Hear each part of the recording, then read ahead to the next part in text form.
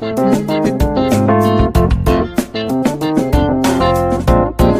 Friends, welcome to New Diamond Classes. जैसा कि आप सभी जानते हैं कि एमपी पुलिस की भर्तियां आने वाली हैं, ठीक है। तो देर ना करते हुए हमें इसकी प्रिपरेशन चालू कर देनी है। तैयारी हम कैसे करेंगे कि हम सबसे पहले प्रीवियस ईयर पेपर्स को कंप्लीट करेंगे। तो सबसे पहले हम कांस्टेबल, क्योंकि अनुमान लगाया जाए कि सबसे पहले कांस्टेबल ही आएगी, तो हम कांस्टेबल की तैयारी करेंगे। तो उसके लिए हम सबसे पहले प्रीवियस ईयर पेपर ख़त्म करेंगे। प्रीवियस ईयर पेपर ख़त्म करने का मतलब यही नहीं है कि सिर्फ हम कांस्टेबल के जो पेपर हुए थे 2017 के सिर्फ उन्हें पढ़ लें।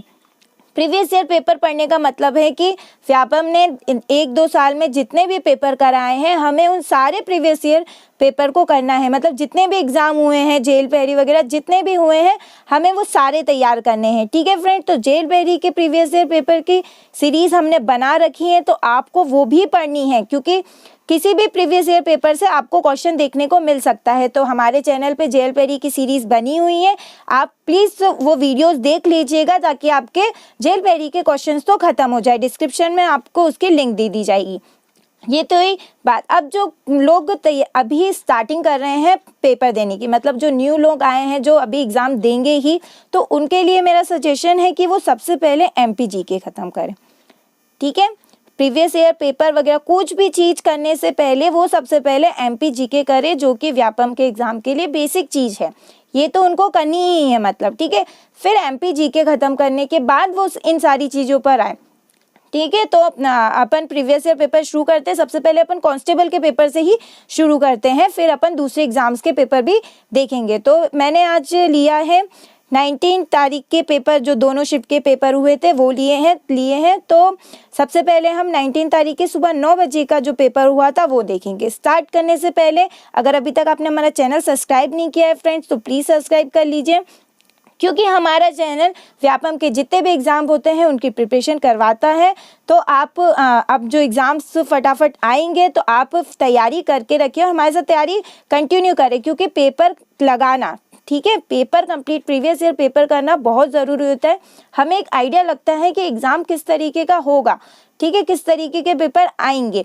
और हमारे चैनल पे MPGK की सीरीज़ भी चल रही है। अगर आपने MPGK पढ़ लिया है, आपको ऐसा लग रहा है कि हाँ हमने पढ़ लिया, अब आपको लगाना है क्या टेस्ट, तो उसकी सीरीज़ भी हमारे चैनल पे चल रही है। MPGK के 10 पार्ट बने हुए हैं फ्रेंड्स पूरे, तो आप वो सीरीज़ लगाइए, तो आपको ये पता चलेगा कि आपका MPGK कितना स्ट्रॉन्ग है। उसी के साथ साथ जनरल स्टडीज़ की सीरीज़ भी चल रही है, ठीक है फ्रेंड। जनरल साइंस की सीरीज़ भी चल रही है, जैसे कि आप सभी जानते हैं कि कांस्टेबल में जनरल साइंस भी आती है, तो आप वो सारी वीडियोस भी देख सकते हैं। मैं सभी की लिंक आपको डिस्क्रिप्शन में दे दूंगी। तो चलिए शुरू करते हैं अब हमारा 19 अगस्त का सुबह 9 बजे का पेपर। तो देखते हैं पहला क्वेश्चन। हमारा फर्स्ट क्वेश्चन है, मानव अधिकार दिवस किस दिन मनाया जाता है, ठीक है। तो ऑप्शन से 1 सितंबर, 10 नवंबर, 10 दिसंबर और 15 जुलाई। तो फ्रेंड्स इसका राइट आंसर है 10 दिसंबर, ठीक है। मानव अधिकार दिवस, ह्यूमन राइट्स डे कब मनाया जाता है? 10 दिसंबर को मनाया जाता है। नेक्स्ट क्वेश्चन देखते हैं। विदिशा किस नदी के तट पर स्थित है, ठीक है। तो ऑप्शन है रवि, सोन, कैन, बेतवा। तो फ्रेंड्स इसका राइट आंसर है बेतवा, ठीक है। विदिशा बेतवा नदी के तट पर स्थित है। अगला क्वेश्चन देखते हैं।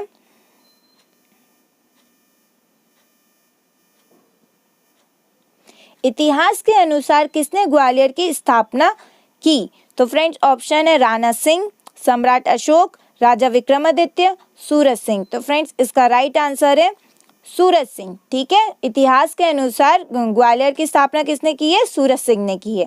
अगला क्वेश्चन। प्रधानमंत्री श्री नरेंद्र मोदी की जीवनी मोदी एक तारे का अतुल्य उदय के लेखक हैं। ये मतलब प्रधानमंत्री जी के ऊपर लिखी हुई, उनकी जीवनी के ऊपर लिखी हुई किताब है मोदी एक तारे का अतुल्य उदय। तो वो किसने लिखी है? तो ऑप्शन है राजदीप सरदेसाई, तरुण विजय, राजेश श्रीवास्तव, रजत शर्मा। तो फ्रेंड्स इसका राइट आंसर है तरुण विजय, ठीक है। तरुण विजय ने ये किताब लिखी है। अगला क्वेश्चन देखते हैं।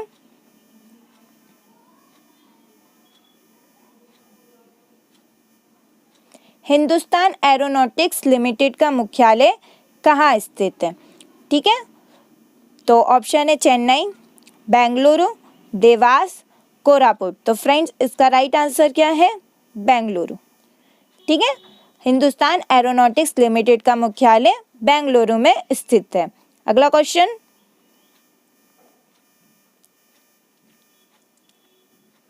भारत में कुल देश केंद्र शासित प्रदेश है? तो ये तो बहुत ही इजी क्वेश्चन है, हम सभी को पता है कि 7 यूनियन टेरिटरीज हमारी इंडिया में है।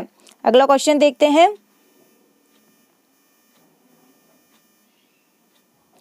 भारतीय रिजर्व बैंक की स्थापना कब हुई थी? ऑप्शन है 1949, 1947, 1927, 1935। तो फ्रेंड्स इसका राइट आंसर है 1935। तो ये बहुत ही बेसिक क्वेश्चन है, ये जो क्वेश्चन है ये मोस्ट एग्जाम में रिपीट होते जाते हैं, ऐसा नहीं कि सारे के सारे उठ के आ जाते हैं, पर आपको कुछ क्वेश्चंस प्रीवियस ईयर के पेपर में से ज़रूर देखने को मिलेंगे। और ये बहुत ही इंपॉर्टेंट क्वेश्चन है कि ये तो पूछते ही पूछते हैं, है ना, मतलब कहीं ना कहीं किसी ना किसी एग्जाम में आ ही जाते हैं, तो आपको ये सारे क्वेश्चन ढंग से पता होने चाहिए। अगला क्वेश्चन, केंद्र सरकार के वित्त मंत्रालय में मुख्य आर्थिक सलाहकार कौन है? ऑप्शन है अरविंद सुब्रमण्यम, संजीव सन्याल, सुब्रमण्यम स्वामी, रघुराम राजन। तो फ्रेंड्स इसका राइट आंसर है संजीव सन्याल। ठीक है, केंद्र सरकार के वित्त मंत्रालय में मुख्य आर्थिक सलाहकार कौन है? संजीव सन्याल। अगला क्वेश्चन देखते हैं,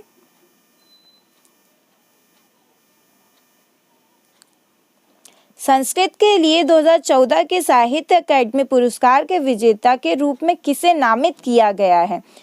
ठीक है, तो ऑप्शन है रामजी ठाकुर, मिथिला प्रसाद त्रिपाठी, प्रभुनाथ द्विवेदी और रामशंकर अवस्थी। तो फ्रेंड्स इसका राइट आंसर है प्रभुनाथ द्विवेदी। ठीक है, प्रभुनाथ द्विवेदी को संस्कृत के लिए 2014 के साहित्य अकादमी पुरस्कार के विजेता के रूप में नामित किया गया है। अगला क्वेश्चन, किसने ओरछा के चतुर्भुज मंदिर का निर्माण करवाया है? ऑप्शन है सतपुड़ा राजा, बुंदेला राजपूत, राजा विक्रमादित्य और राजा भोज। तो फ्रेंड्स हमारा राइट आंसर है बुंदेला राजपूत। बुंदेला राजपूत ने ओरछा के चतुर्भुज मंदिर का निर्माण करवाया है। अगला क्वेश्चन, विंध्याचल श्रेणी में ऊंची चोटी है? ऑप्शन है बेल चोटी, मिकाई श्रेणी, कैस्केड श्रेणी और गुडविल पीक, गुडविल चोटी। ठीक है फ्रेंड्स, इसका राइट आंसर है गुडविल चोटी। ठीक है, विंध्याचल श्रेणी में सबसे ऊंची चोटी कौन सी है? गुडविल चोटी। तो फ्रेंड्स ये सारे क्वेश्चंस हैं जो एमपीजीके के हैं। ठीक है, तो आप ये सारे क्वेश्चंस कब कर सकते हैं? जब आपने एमपीजीके पढ़ा हो। तो इसीलिए मैं आपसे कह रही हूँ कि आप कोई भी क्वेश्चन कुछ भी करने से पहले, मतलब आप तैयारी करने जा रहे हैं किसी भी एग्जाम के लिए व्यापम के, तो आपको सबसे पहले एमपीजीके खत्म करना है। ठीक है, उसके बाद दूसरी चीजें पढ़नी है, आपको सबसे पहले एमपीजीके पढ़ना है, तभी आप ये सारे क्वेश्चन अटेम्प्ट कर पाएंगे। ठीक है, नेक्स्ट क्वेश्चन देखते हैं,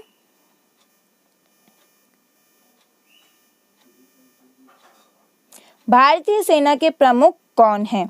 ऑप्शन है general Vikram Singh, general Dalbir Singh, general Bipin Rawat, general Deepak Kapoor. तो फ्रेंड्स हमारा राइट आंसर है जनरल बिपिन रावत। ठीक है, भारतीय सेना के प्रमुख कौन है? जनरल बिपिन रावत। अगला क्वेश्चन देखते हैं, केंद्रीय पर्यावरण, वन एवं जलवायु परिवर्तन मंत्रालय के क्लाइमेट स्मार्ट विलेज प्रोजेक्ट में मध्य प्रदेश के कितने गांव शामिल किए गए हैं? ठीक है, किसमें? क्लाइमेट स्मार्ट विलेज प्रोजेक्ट में। तो मध्य प्रदेश के कितने विलेज शामिल किए गए हैं? तो हमारा राइट आंसर है 60। ठीक है, मध्य प्रदेश के 60 विलेज शामिल किए गए हैं किसमें? क्लाइमेट स्मार्ट विलेज प्रोजेक्ट में। नेक्स्ट क्वेश्चन देखते हैं,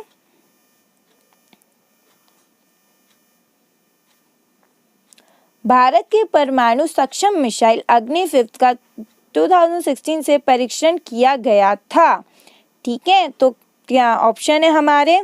मुनरो द्वीप, श्रीरंगम द्वीप, अब्दुल कलाम द्वीप, हैवलॉक द्वीप। तो फ्रेंड्स हमारा राइट आंसर है अब्दुल कलाम द्वीप। ठीक है, अब्दुल कलाम आइलैंड से किया गया था। नेक्स्ट क्वेश्चन देखते हैं,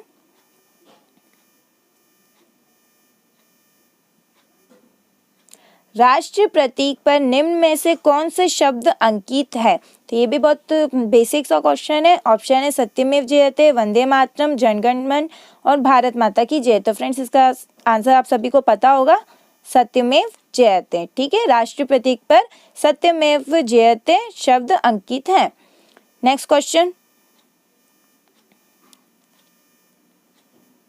विभाजन परिषद के अध्यक्ष कौन थे? तो ऑप्शन है lord Mountbatten, Jawaharlal Nehru, M A. Jinnah और वी.पी. मेनन। तो फ्रेंड्स इसका राइट आंसर है लॉर्ड माउंटबेटन। ठीक है, लॉर्ड माउंटबेटन विभाजन परिषद के अध्यक्ष थे। नेक्स्ट क्वेश्चन, सुशासन दिवस भारत के पूर्व प्रधानमंत्री देश के जन्मदिन पर आयोजित किया जाता है। तो ऑप्शन है लाल बहादुर शास्त्री, इंदिरा गांधी, अटल बिहारी वाजपेयी और राजीव गांधी। तो फ्रेंड्स इसका राइट आंसर है अटल बिहारी वाजपेयी। ठीक है, अटल बिहारी वाजपेयी के बर्थ डेट पर क्या बनाया जाता है? सुशासन दिवस, गुड गवर्नेंस डे। तो फ्रेंड्स ये क्वेश्चन भी बहुत बार पूछा जाता है और आपको और भी चीज़ें हैं जो अटल बिहारी वाजपेयी जी के बारे में पता होनी चाहिए, जैसे ये कब बने, ठीक है, कब बने थे प्राइम मिनिस्टर, इनका डेट ऑफ बर्थ और क्या कहते हैं इनकी जो अभी डेथ हुई है तो उसके डेट वगैरह भी आपको पता होनी चाहिए। ठीक है, इनसे रिलेटेड क्वेश्चन भी आपसे पूछे जा सकते हैं। नेक्स्ट क्वेश्चन देखते हैं,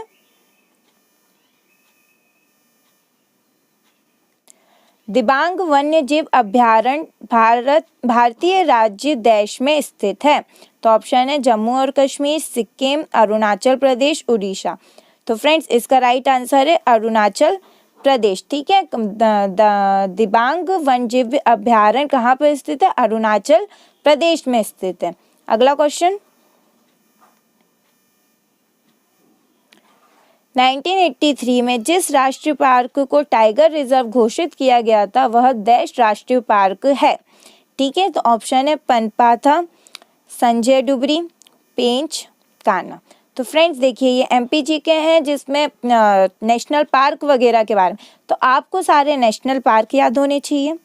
वो नेशनल पार्क कब बने आपको वो भी याद होना चाहिए। ठीक है, वो नेशनल पार्क कहाँ है आपको ये भी याद होना चाहिए। और एक और इम्पोर्टेंट चीज़ कि कुछ नेशनल पार्क को टाइगर रिजर्व बनाया गया है, तो किन किन नेशनल पार्क को टाइगर रिजर्व बनाया गया आपको ये पता होना चाहिए। साथ में उन किस सन में बनाया गया है। ठीक है, जैसे यहाँ पे लिखा हुआ है 1983 में किसको बनाया गया है, तो आपको उनके सन भी याद होने चाहिए। ठीक है, तो आपको ये ऐसे छोटी छोटी एक ही टॉपिक के अंदर जो भी छोटी छोटी चीज़ें वो सारी उस टॉपिक से रिलेटेड आपको पता होनी चाहिए, तब जाके आपका वो टॉपिक कंप्लीट होता है। ऐसा नहीं है कि हम नेशनल पार्क पढ़ रहे तो हमने सिर्फ नेशनल पार्क की 9 होते हैं और हमने उन 9 के नाम याद कर लिए, नहीं, वो कब बने, ठीक है, किस जगह पर है वो, किस शहर में, और क्या उन्हें अगर कोई टाइगर रिजर्व बनाया गया है तो उन्हें किसे टाइगर रिजर्व बनाया गया है और कौन से सन में बनाया गया है, ये सारी चीज़ें भी आपको उसके बारे में पता होनी चाहिए। ठीक है फ्रेंड्स, तो 1983 में किसे बनाया गया था? 1983 में पेंच को बनाया गया था। ठीक है, 1983 में टाइगर रिजर्व बनाया गया था, नेशनल पार्क पेंच को। नेक्स्ट क्वेश्चन देखते हैं, भारत का राष्ट्रपति बनने योग्य व्यक्ति को इस उम्र से कम नहीं होना चाहिए। ठीक है, तो मिनिमम एज क्या होती है? तो 40 ईयर्स, 35 ईयर्स, 60 ईयर्स और 50 ईयर्स। तो इसका राइट आंसर है 35 ईयर्स। ठीक है, कम मतलब 35 ईयर्स की एज के बाद ही आप प्रेसिडेंट के लिए एलिजिबल होंगे। ठीक है, तो ये हमारा फर्स्ट शिफ्ट ख़त्म हो गया है, जो 19 की डेट को फर्स्ट शिफ्ट हुआ था। अब हम जो 19 अगस्त 2017 को दूसरा शिफ्ट हुआ था 3 बजे का, उसके जीके के क्वेश्चंस देखेंगे। तो चलिए शुरू करते हैं।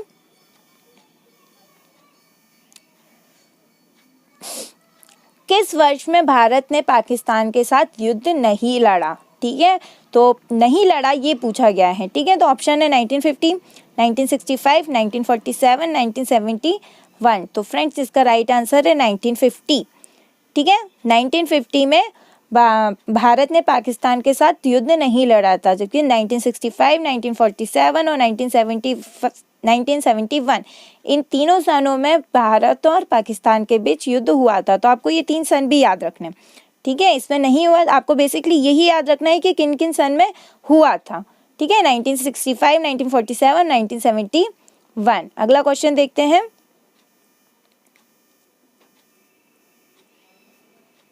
भारतीय संघ में कितने राज्य हैं? बहुत बेसिक सा क्वेश्चन है, सबको पता होगा कि 29 स्टेट्स हैं हमारे इंडिया में। नेक्स्ट क्वेश्चन देखते हैं।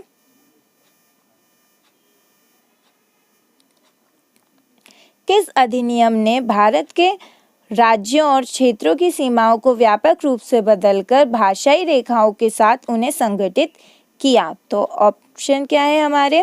राज्य कर्मांतरण अधिनियम 1959, राज्य कर्मांतरण अधिनियम 1963, राज्य पुनः आरेखण अधिनियम 1957, राज्य पुनर्गठन अधिनियम 1956।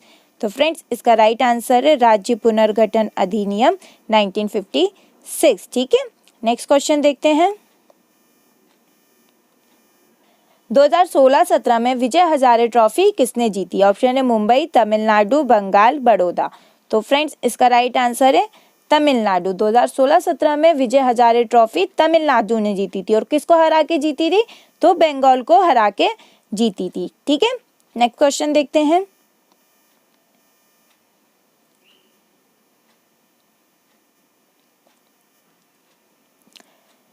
(1873) में निम्नलिखित में से कौन से संगठन का आरंभ ज्योतिराव फुले ने किया था? ठीक है, ज्योतिराव फुले ने। ऑप्शन है सत्यशोधक समाज, बहुजन समाज, जस्टिस पार्टी, प्रार्थना समाज। तो फ्रेंड्स इसका राइट आंसर क्या है? सत्यशोधक समाज। ठीक है, अब देखिए इसी से आपको कितने क्वेश्चन मिलेंगे कि ज्योतिराव फुले ने किस समाज का संगठन किया था? तो वो था सत्यशोधक समाज का। ये भी हो सकता है कि सत्यशोधक समाज का संगठन किसने किया? तो ज्योतिराव फुले ने। अब ये भी पूछ सकता है कि किस सन में किया। ठीक है, तो आपको ईयर भी याद रखना है कि 1873 में ज्योतिराव फुले ने सत्यशोधक समाज का संगठन आरंभ किया था। ठीक है, नेक्स्ट क्वेश्चन देखते हैं। निम्नलिखित में से किस सुपर कंप्यूटर को भारत में प्रथम विकसित हुआ माना गया है? तो ऑप्शन है सहस्रा टी, सागा 220, परम युवा सेकंड और परम 8000। तो फ्रेंड्स इसका राइट आंसर है परम 8000। ठीक है, परम 8000 सुपर कंप्यूटर को भारत में प्रथम विकसित हुआ माना गया है। नेक्स्ट क्वेश्चन देखते हैं। निम्नलिखित जिलों में कौन सा अफीम उत्पादन के लिए जाना जाता है? तो ऑप्शन है श्योपुर, मंदसौर, शिवपुरी, सीधी। तो फ्रेंड्स इसका राइट आंसर है मंदसौर। ठीक है, मंदसौर अफीम उत्पादन के लिए जाना जाता है। ये क्वेश्चन बहुत बार पूछा जाता है। नेक्स्ट क्वेश्चन देखते हैं। इनमें से गोवा पर शासन करने वाला अंतिम यूरोपीय देश कौन सा है? ऑप्शन है नीदरलैंड, इंग्लैंड, पुर्तगाल, फ्रांस। तो फ्रेंड्स इसका राइट आंसर है पुर्तगाल। ठीक है, पुर्तगाल गोवा पर शासन करने वाला अंतिम यूरोपीय देश था। ठीक है, नेक्स्ट क्वेश्चन देखते हैं। प्राचीन समय में इनमें से कौन सा शहर प्रयाग के नाम से जाना जाता है? तो ऑप्शन है कन्नौज, जबलपुर, वाराणसी, इलाहाबाद। तो फ्रेंड्स ये सब आपको सबको पता ही होगा क्योंकि अभी रिसेंट में करंट में ये न्यूज़ काफ़ी है। क्योंकि इलाहाबाद, ठीक है, इलाहाबाद को प्रयाग के नाम से जाना जाता है क्योंकि इलाहाबाद का नाम बदल के फिर से क्या कर दिया गया है? प्रयागराज कर दिया गया है। तो अब इससे रिलेटेड क्वेश्चन भी एज अ करंट अफेयर आपसे पूछा जा सकता है। ठीक है, तो यही चीज़ याद रखिएगा आप कि प्रयाग के नाम से किसे जाना जाता था? तो इलाहाबाद को। नेक्स्ट क्वेश्चन देखते हैं। बाणसागर बांध नाम इसके ऊपर से रखा गया है। जो बाणसागर बांध है उसका नाम किसके ऊपर रखा गया है? तो भानुसागर, सागर सम्राट, बाणभट्ट और वाणाराय। तो फ्रेंड्स इसका राइट आंसर है बाणभट्ट। ठीक है, बाणसागर बांध का नाम बाणभट्ट के नाम पे रखा गया है। अगला क्वेश्चन। मध्य प्रदेश उच्च न्यायालय का पहला मुख्य न्यायाधीश कौन थे? तो ऑप्शन है न्यायमूर्ति AM खानविलकर, न्यायमूर्ति PV दीक्षित, न्यायमूर्ति M हिदायतुल्लाह, न्यायमूर्ति GP भुट्ट। तो फ्रेंड्स इसका राइट आंसर है न्यायमूर्ति M हिदायतुल्लाह।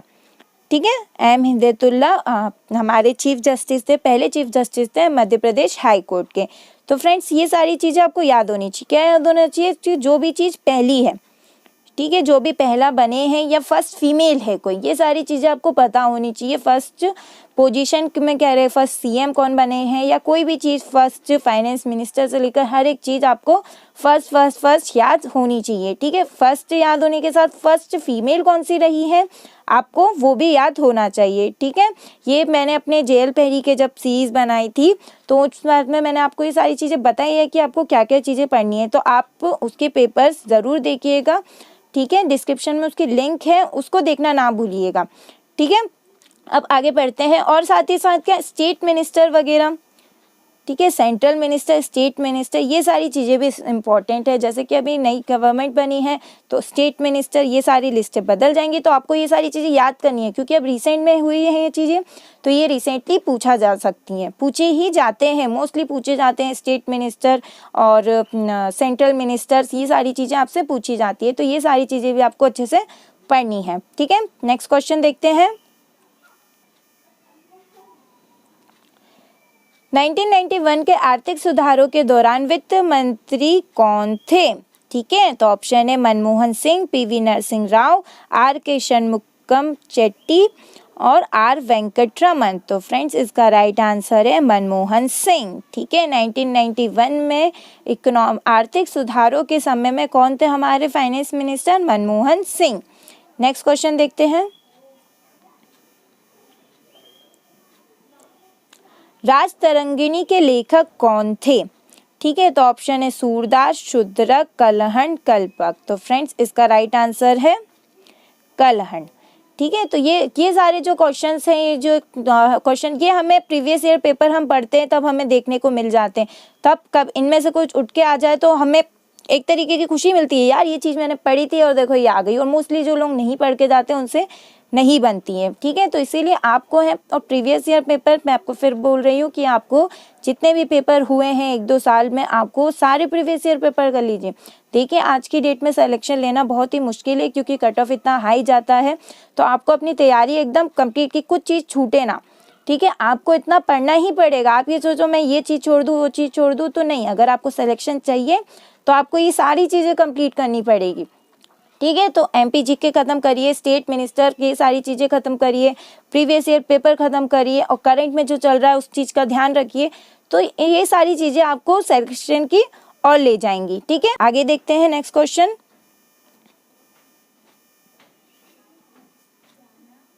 लोकसभा का पूरा कार्यकाल देश का होता है, तो ऑप्शन है 6 years, 5 years, 7 years and 8 years। तो फ्रेंड्स इसका राइट आंसर है 5 years। ठीक है, full term of Lok Sabha is 5 years। Lok Sabha का पूरा कार्यकाल 5 साल का होता है। अगला क्वेश्चन देखते हैं। फोर्ट विलियम कोलकाता में डैश नदी के किनारे स्थित है, तो ऑप्शन है हुगली, यमुना, ब्रह्मपुत्र, गंगा। तो फ्रेंड्स इसका राइट आंसर है हुगली। ठीक है, तो क्या हुगली रिवर कहाँ है? कोलकाता में। आपको ये चीज़ भी पता होनी चाहिए। फोर्ट विलियम कहाँ है? कोलकाता में। ये चीज़ भी पता होनी चाहिए। और फोर्ट विलियम जो कोलकाता में है वो किस रिवर के किनारे हैं? तो वो हुगली रिवर के किनारे हैं। ठीक है, तो आप इन क्वेश्चन से ऐसे छोटे जो क्वेश्चन आया है उनको भी अच्छे से ध्यान से पढ़ा करें कि ऐसा ना हो कि आने वाले पेपरों में वो क्वेश्चन बना के दे दे। ठीक है, उससे रिलेटेड ही। तो ऐसे पूरा कंप्लीटली आपको पढ़ना है कि बस ऐसे नहीं पढ़ लेना है फोर्ट विलियम हुगली किनारे पे, नहीं, कोलकाता में है, आपको ये सारी चीज़ें भी पता होनी चाहिए। Next question. सिविल अवज्ञा आंदोलन, सिविल डिसओबीडियंस मूवमेंट कब शुरू किया गया था? तो ऑप्शन है 1942, 1914, 1928, 1930। तो फ्रेंड्स इसका राइट आंसर है 1930। तो देखिए ये हिस्ट्री वगैरह के बहुत बेसिक से क्वेश्चन हैं जो वो पूछते हैं, जो हर बार वो रिपीट करते रहते हैं। आपसे ऐसा कुछ नहीं पूछेंगे कि यार ये चीज़ कब हुई थी, क्या हुई थी। आपने कहीं ना कहीं उसका नाम सुना होगा, कहीं ना कहीं उस चीज़ को पढ़ा होगा, वो वही रिलेटेड क्वेश्चन आपको देते हैं। ठीक है, बहुत बेसिक से क्वेश्चन देते हैं जीएस से वो। तो कब हुआ था स्टार्ट? 1930 में स्टार्ट हुआ था। नेक्स्ट क्वेश्चन देखते हैं। सिखों के 9 गुरु थे, कौन थे? गुरु अर्जुन देव, गुरु गोविंद सिंह, गुरु अमरदास, गुरु तेग बहादुर। तो फ्रेंड्स इसका राइट आंसर है गुरु तेग बहादुर। तो देखिए अभी 9 गुरु पूछा है, क्या पता वो 5वें गुरु पूछ लेते हैं आपसे। तो क्या याद करना है आपको? पूरे 10 गुरु की लिस्ट याद करनी है कि पहले कौन थे, दूसरे कौन थे, ऐसे 10 नंबर तक जो गुरु थे आपको वो सब याद होना चाहिए।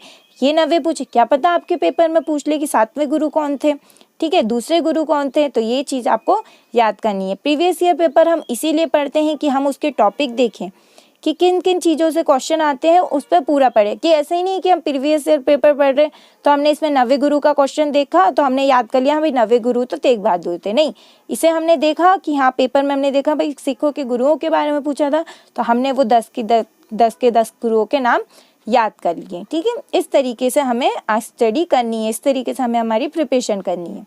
नेक्स्ट क्वेश्चन,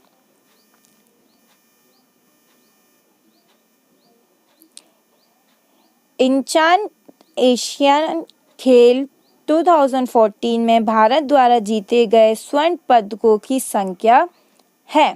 ठीक है, तो ऑप्शन है 12, 10, 11, 9। तो फ्रेंड्स इसका राइट आंसर है 11। ठीक है, कितने गोल्ड मेडल्स जीते थे? 11 गोल्ड मेडल्स इंडिया ने जीते थे। नेक्स्ट क्वेश्चन देखते हैं,